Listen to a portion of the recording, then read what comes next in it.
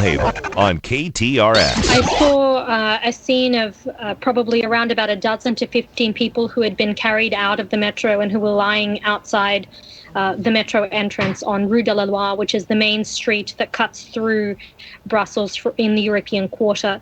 The actual station itself, Malbec, it's just a few hundred meters from the main scene of EU activity, the European Commission and the European Council. That is an eyewitness to what is going on in Brussels. Tom Rivers is in London to help set the scene. Good morning, Tom Rivers. Hey, good morning. Yeah, sadly, the numbers keep increasing. The latest numbers we have, 15 dead at least, subway station, 13 dead out at the airport.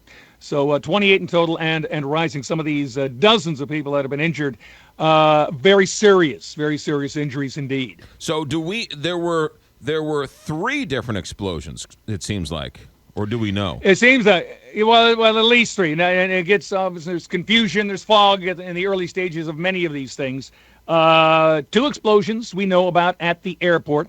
And the reports of maybe more than one, because two of these subway stations are very close, and it was felt and heard in a second station. Turns out to be there was not a device at that second station, but a large one at the initial station. So yes, it is confusing, but that's kind of how it is right now. Yesterday, Tom Rivers, when we spoke with you, the authorities were very quick to mention that the Paris attacker that they captured was very talkative, which I thought was surprising. Mm-hmm. Has there been any connection between that news and this news of today?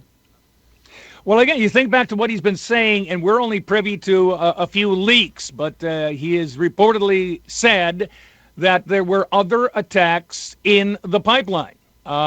We don't know how detailed it is on the authority side dealing with those kind of quotes. But again, a couple days ago, the Interior Minister in Belgium was talking about this on a radio interview there, saying that he feared that the apprehension of Salah Abdel Salam could in fact trigger others out there. And he also stressed that there was more out there than they even imagined initially. So more people out there, and we knew from the other examination of sites there were traces of explosives, automatic weapons, etc. So we have people, weapons, explosives.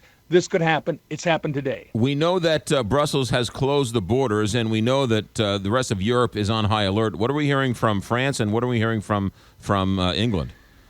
We're hearing from France, sadly, President Hollande says the two countries are united in their grief and in their mission to fight extremism. Many of the capitals, for instance, here in London, you're seeing beefed up security, as you can well imagine, out at places like Heathrow, Trafalgar Square, all of the touristy type places. You're seeing more police, bulletproof vests, automatic weapons. But the real important thing, obviously, is the undercover guys out there, guys and gals. Also the CCTV, which is very, very important. Things that are happening behind the scenes that you and I are not really cognizant of initially. Yeah, Tom Rivers, has anybody taken any responsibility for this?